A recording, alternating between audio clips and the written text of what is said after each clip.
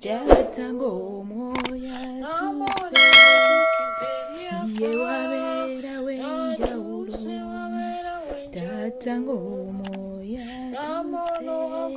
tuse ye wabera wenjawulo moya tuse. Yes, hallelujah, hallelujah. Luganda Mukama yebaziwe. Science obalaba ku mumbeja wa Yesu. Lift up your faith altar. Omanyani dobozi yenze omumbeja wa Yesu enikete. Muwasize mutya era muwasibye mutya buli amana kaddeke gyali. Kansubire tufenna Mukama atukomye bulungi weewaawo mbaniriza mu Bible reading yaffe Mukama abampeera omukisa buli aneegattako mwebale kubeera wamu nange Mukama banjagalire era abankolera obulungi sirwamanyi sirwa buyinza naye lwekisangulumiza Mukama.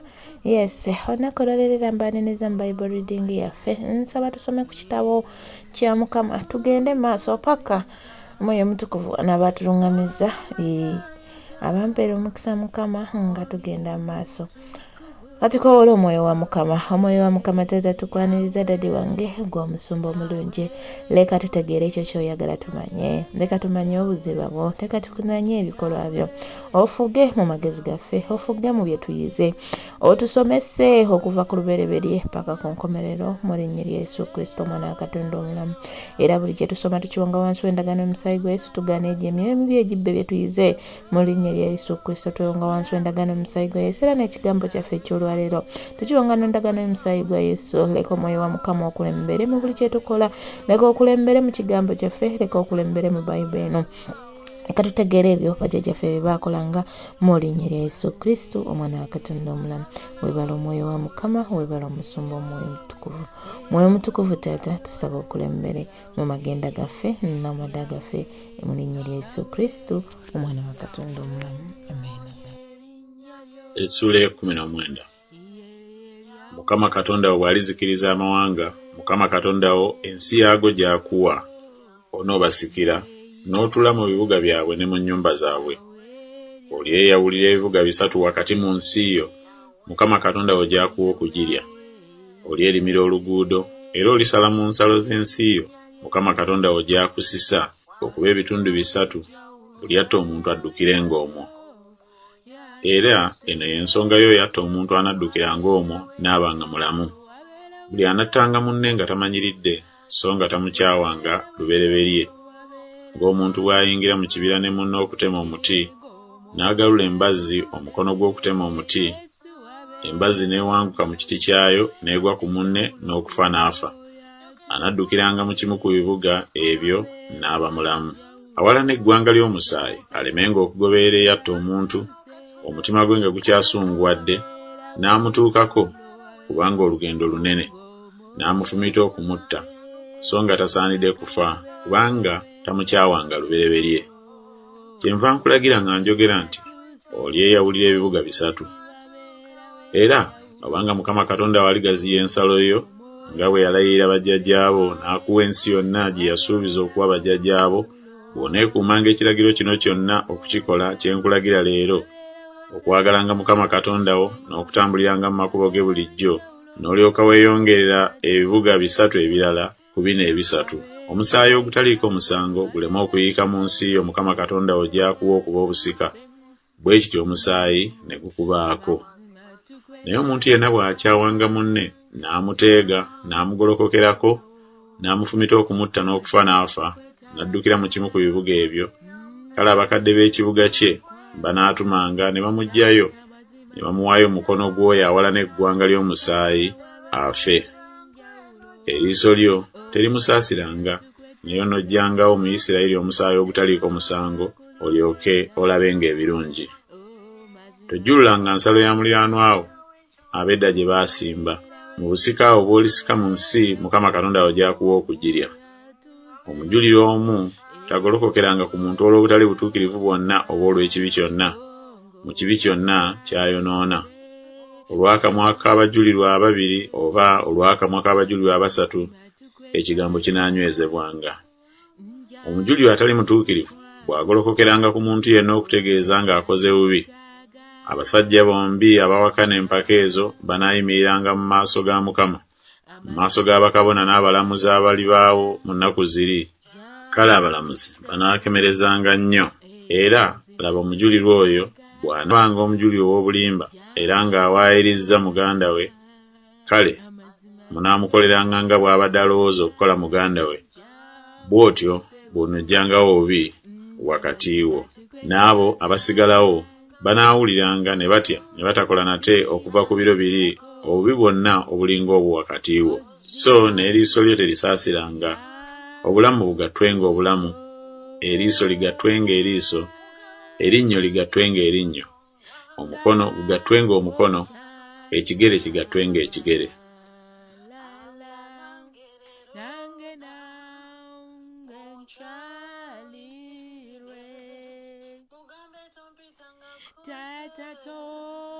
Essuula ey'abiri.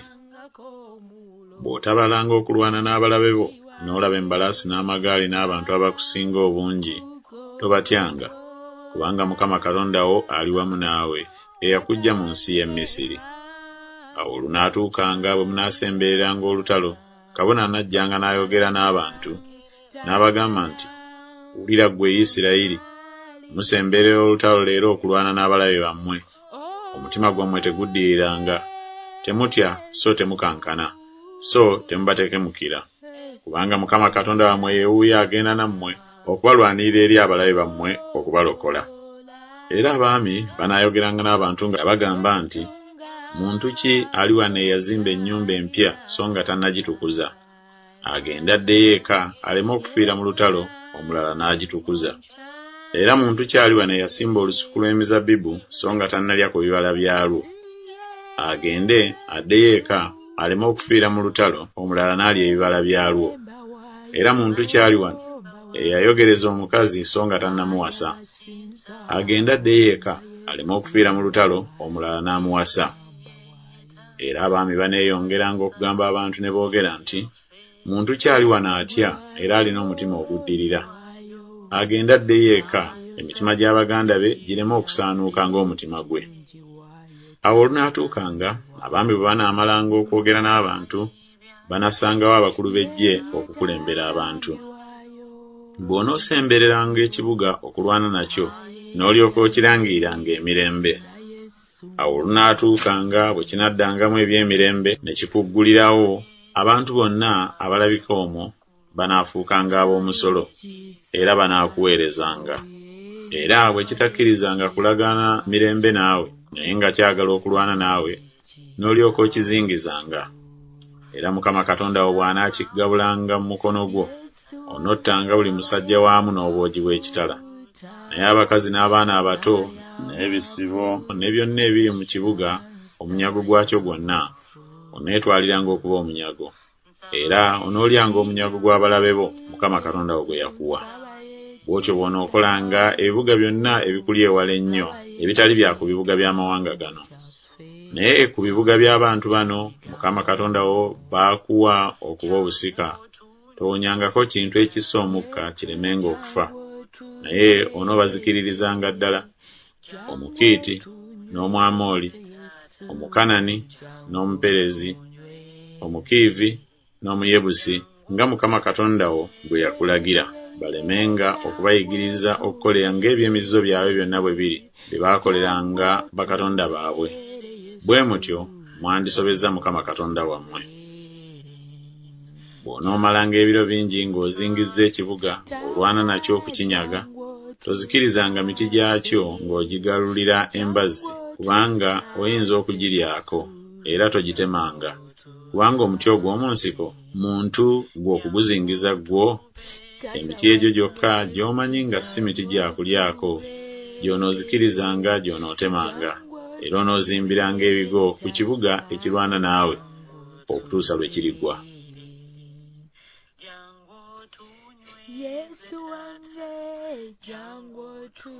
Essuula ya 21.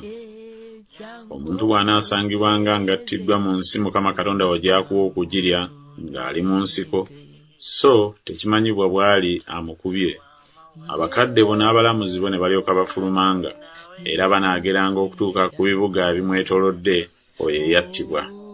Awo olunaatuukanga ekibuga ekisinga okuba okumpi omuntu eyattibwa, abakadde b'ekibuga ekyo banaddiranga entenduusi okugijja mu nte etekozebwanga mirimu etewalulanga ng'eri mu kikoligo, era abakadde b'ekibuga ekyo banaaserengesanga enduusi mu kiwonvu omuli amazzi agakulukuta, ekitali kirime so ekitali kisige, ne bakutula ensingo y'entenduusi eyo mu kiwonvu. Awo bakabona abaana ba Leevi banaasemberanga, kubanga abo Mukama Katonda we beeroboza okumuweerezanga n'okusabanga omukisa mu linnya lya Mukama, era ng'ekigambo kyabwe kinaabanga bwe zityo buli mpaka na buli kulumbagana bwe binaamalibwanga.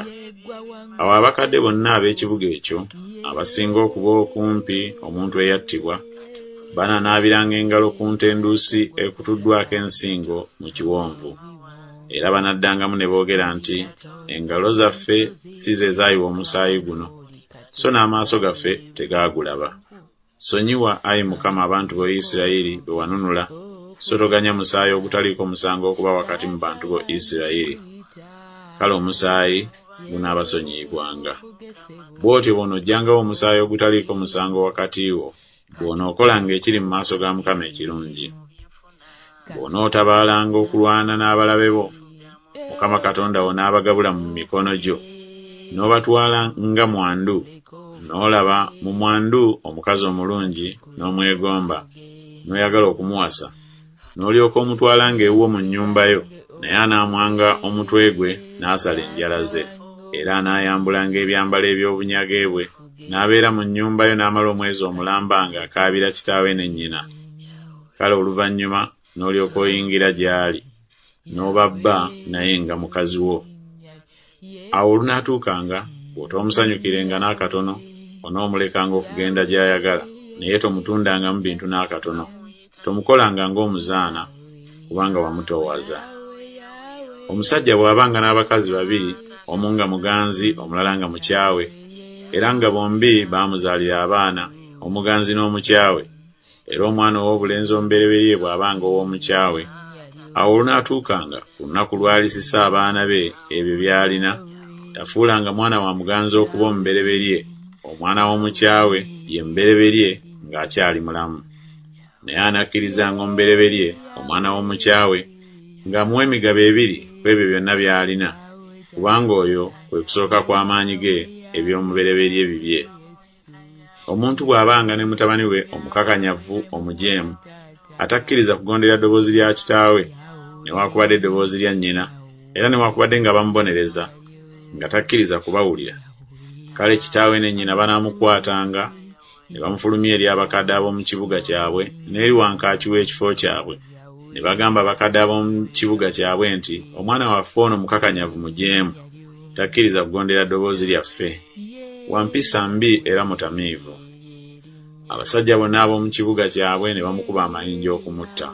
Bw'otyo bw'onojjangawo obubi okuva wakati wo, kale Isirayiri yenna anaawuliranga, anaatyanga. Era omuntu bw'abanga akoze ekibi ekisaanira okumussa, ne bamutta n'omuwanika ku muti, omulambo gwe tegusulanga ku muti, naye tolemanga kumuziika ku lunaku olwo, kubanga awanikiddwa ng'akolimiddwa Katonda, olemenga okugwagwaza ensi yo Mukama Katonda wo gy'akulwa okuba obusika. Yes, hallelujah, hallelujah. Mbakulisa nnyo mu Bible reading yaffe, mwebale kunneegattako, Mukama abampeera omukisa. Teweerabira omupya subscribing, liking, commenting mu linnya lya Yesu Kristo omwana wa Katonda omulamu ajja kunkolera obulungi. Yes, nsigadde omumbejja wa Yesu enikese kulobuweereza omumbejja wa Yesu. Lift up your faith altar. Mbaagala nnyo naye nga Yesu Kristo yasinga okutwagala. Shalom, shalom, shalom, shalom. Ndawe ebiwonvu kanukuleko ofuge tata wange nkuyita ofuge sebo katukuleko ofuge mu